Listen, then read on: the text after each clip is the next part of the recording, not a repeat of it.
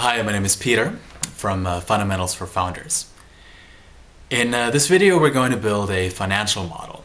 We're going to do that for a company that has a physical product, sells it online, and keeps that product in inventory because it has to buy it in bulk from its suppliers. If you're already one of our readers, you have access to the spreadsheet that we're going to use. Feel free to open that up and follow along.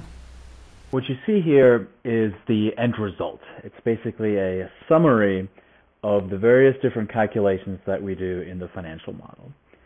It shows us some simple estimates we've made going forward, starting from the beginning of the business out looking to different months into the future.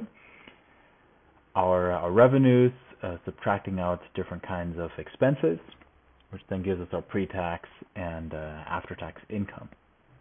Separately, it also shows us the results of our calculations for the cash balance and the cash flow. We explain in the book that the cash flow can be quite different from the monthly profit number. It's a question of timing, especially for businesses like this that buy a product in inventory, that buy them in bulk. They'll end up spending a lot of cash first and then see those profits come in later. Let's switch over to the more detailed sheet. It's called Assumptions and Income. And let's take a look at some of our calculations here. One first step to estimating our revenues is to look at our assumptions for pay-per-click advertising.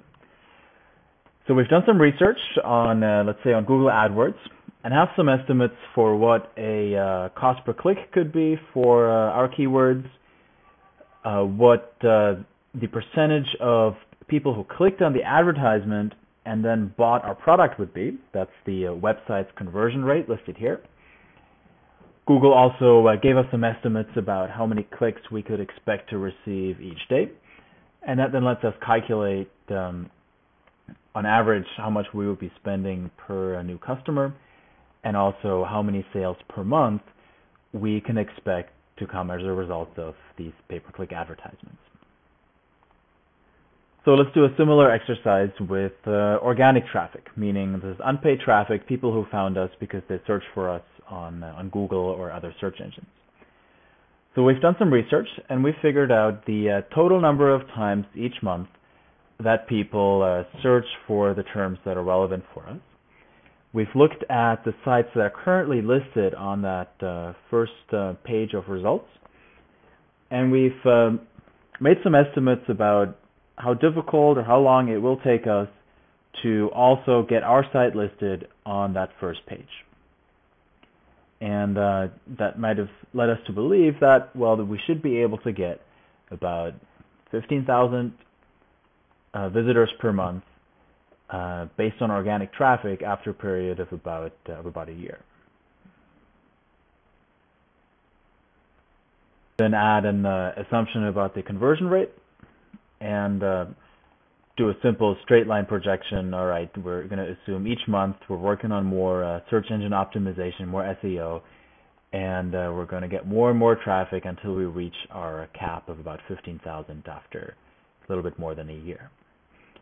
Then over here, we simply do the math and then project out how many sales each month we can expect from organic traffic. And as we go to the right here, we notice that after the 9th month, there's this intersection where now we're actually making more business from organic traffic than we are from pay-per-click. And of course, because organic traffic is unpaid, our margins are a lot higher. So probably by the time we're around here, we're already making a lot more profit based on organic than the paid traffic.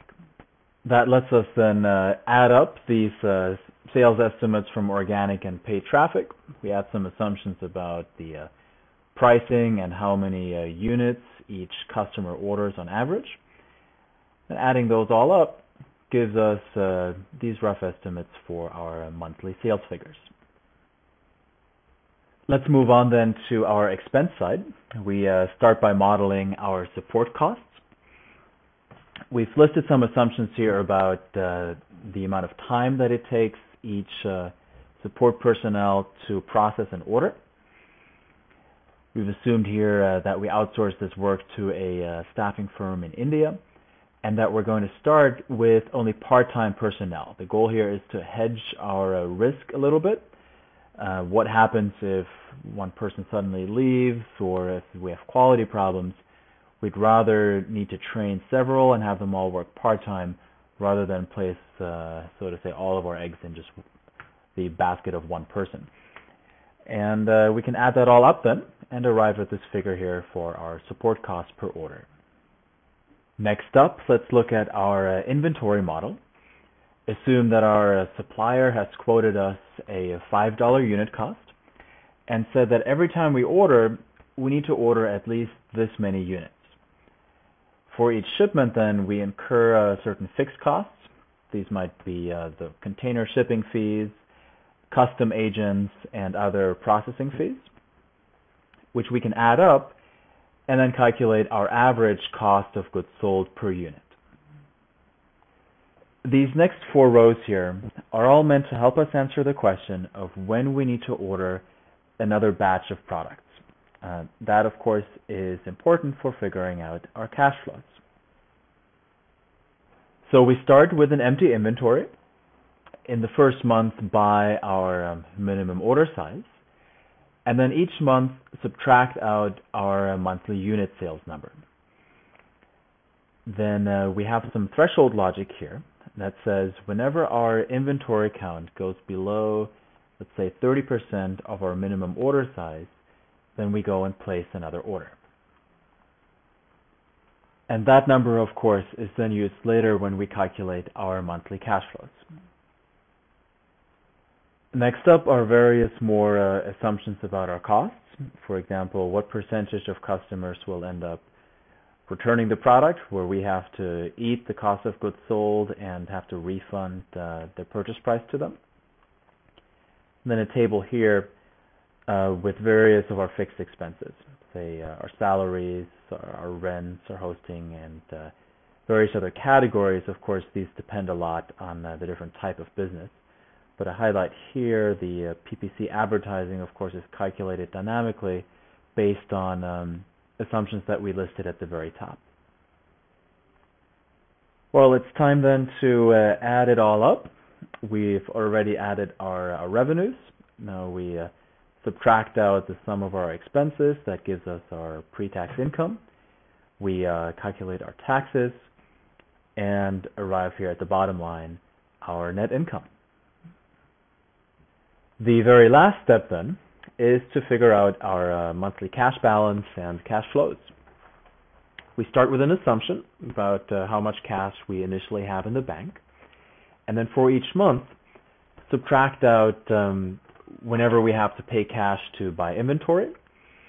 We add in how much cash we receive from sales, already taking into account any returns where we refund money to customers. Subtract out our other kinds of expenses, our taxes, and then arrive at our ending cash balance and take the difference between the two and have our cash flow. So this completes our income statement. And for better visibility, we can create a new sheet here that summarizes some of the key figures from this more detailed sheet.